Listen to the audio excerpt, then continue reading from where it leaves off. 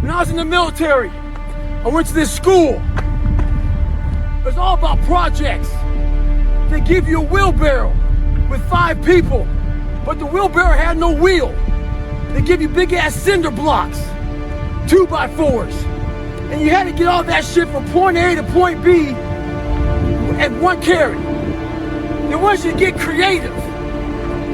When I was born with all kind of heart issues, lung issues, bone issues, so I had to get creative.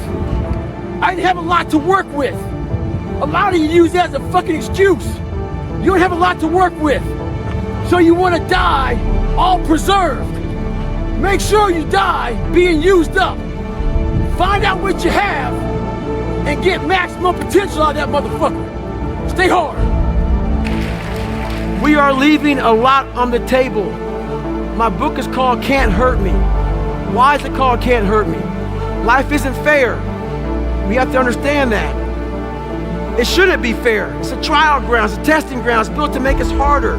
It's built to make us as strong as we can, to test us, to drive us. So, mentality is the only thing that gets us through life. I was an underdog. We are all underdogs in life. Even the baddest person in the world should think that way. So you should always have I've never arrived mentality. And the can't hurt me mentality is no matter where you come from, the sewer or wherever you think you're from. When I got out of the sewer, I got to the road and looked around and said, can't hurt me. Nothing should be able to hurt you.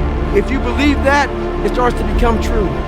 The biggest misunderstanding about David Goggins of all time, it's like whether you believe in God or not, I do. He put this lab rat, which is me, on this planet and said, let me fucking see what a beat up, abused kid who can barely learn, who has a twisted body, messed up genetics, sickle cell, this and that. Let me give him everything that pretty much disqualifies you from the military. But back then, it wasn't estrus. And let's put him in this and see what comes out of it. So to do that, friction, you don't wake up in the morning time and go to the coffee maker. Matter of fact, sometimes you don't even sleep. That's why when I train a fighter or I train someone, I'm like, you have no fucking idea how great you really are. Because you are using such minimal of what you have. Through my journey, I figured out the one piece I was missing. I thought it was cars. I thought it was women. I thought it was money. I thought it was everything. The one piece I was missing was me having the courage to face myself. And once you do that on a daily basis, it's not about the running. People are going to be about working out. Where I got my work ethic from was the hours I had to spend learning this. When you sit down and you're not smart, and you have a disability, and you still want to be at the top of your class, I didn't want to just get by. When I realized that I can learn through hard work, and I can beat the valedictorian in school, but I got put in 10 hours more a day than he does. You know what kind of strength comes from that? When you're sitting down, that guy, that valedictorian studied for an hour, and you know I caught you,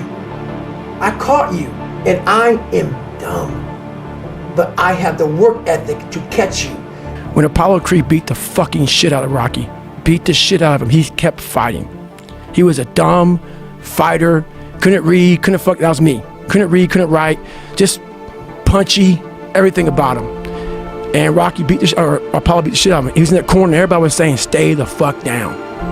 And him getting up, Apollo Creed raised his arms up in the fucking air, turned around, thought he won the fight. He turns around and sees this guy getting up, and it was the face of Apollo Creed that changed my life. The face of Apollo Creed. It was like, just by that motherfucker getting up, not winning, just by him getting the fuck up, Apollo Creed was champ, he's the best. Rocky had taken his soul, had literally taken his soul. His head goes down, he looks at him like, what the fuck are you? I wanted to be that, not Rocky. I wanted to be the guy that people looked at. I don't care if you liked me or didn't like, I don't care. But said, this motherfucker is gonna keep coming after whatever the fuck is in front of him. I wanted that. I wanted that worse than anything in the world. Like people want to do a documentary on me. I go, no. I don't want you to do a documentary on me. Because I will have normal, everyday people picking me apart.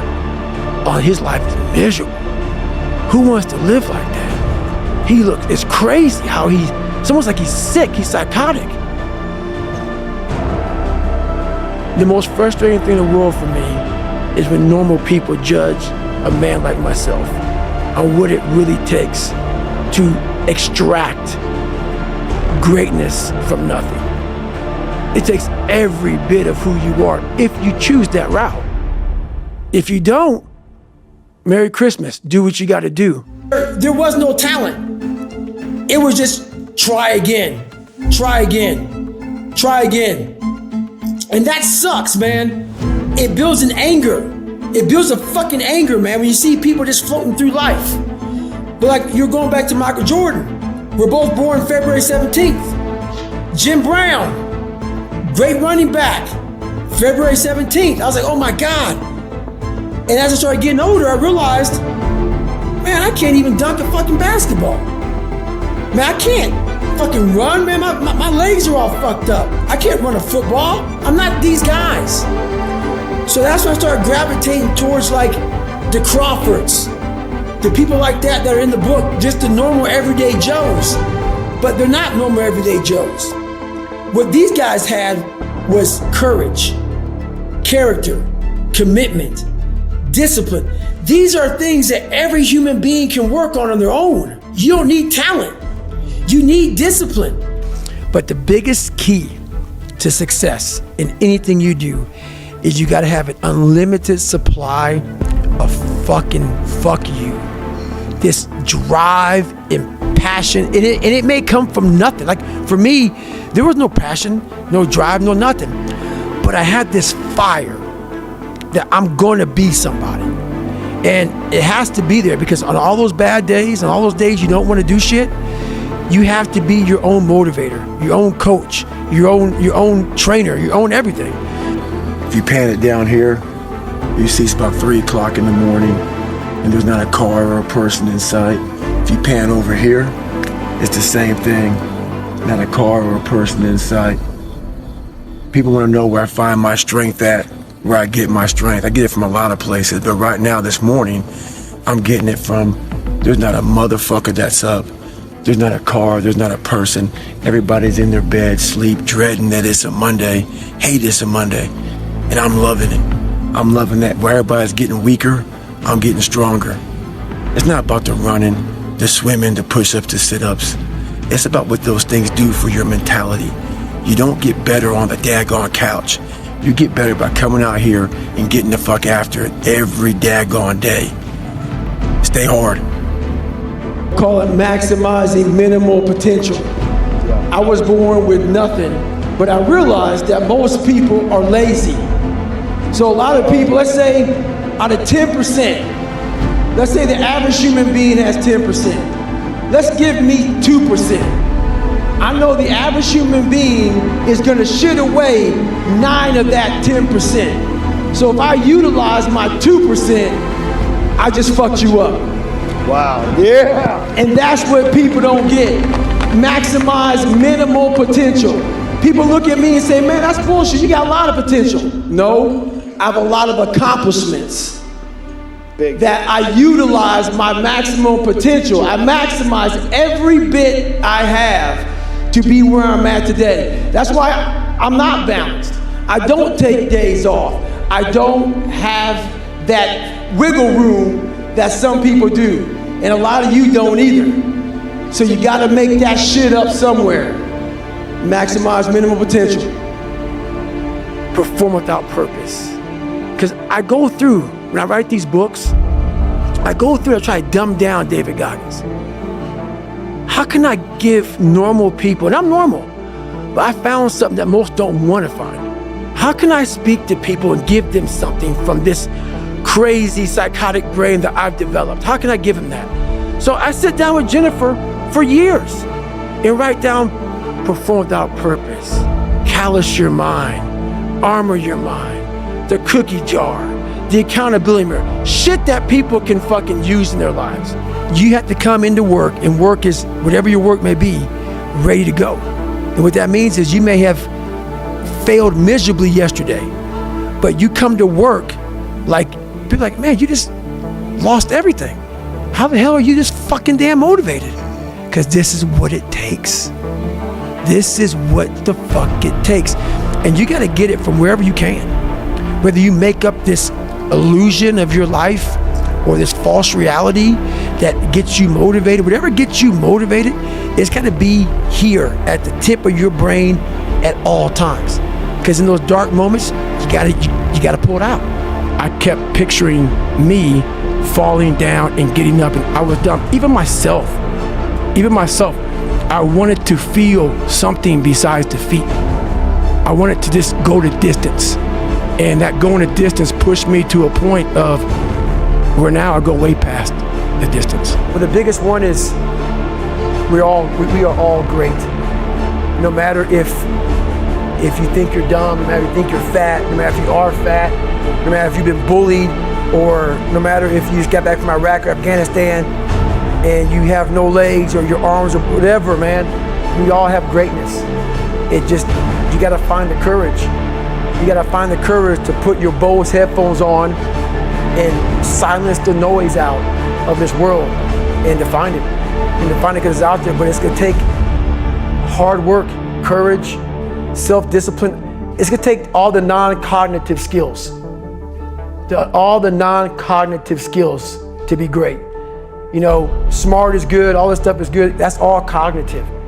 It's the non-cognitive skills that set you apart from everybody else. And that's what it's all about. The barbaric life that I live, that you have to live, the almost obsession that you must have to be great, you can't put that shit in a fucking book, bro. You can't put it in a book. You can't write about it. It has to be experienced. It has to be experienced.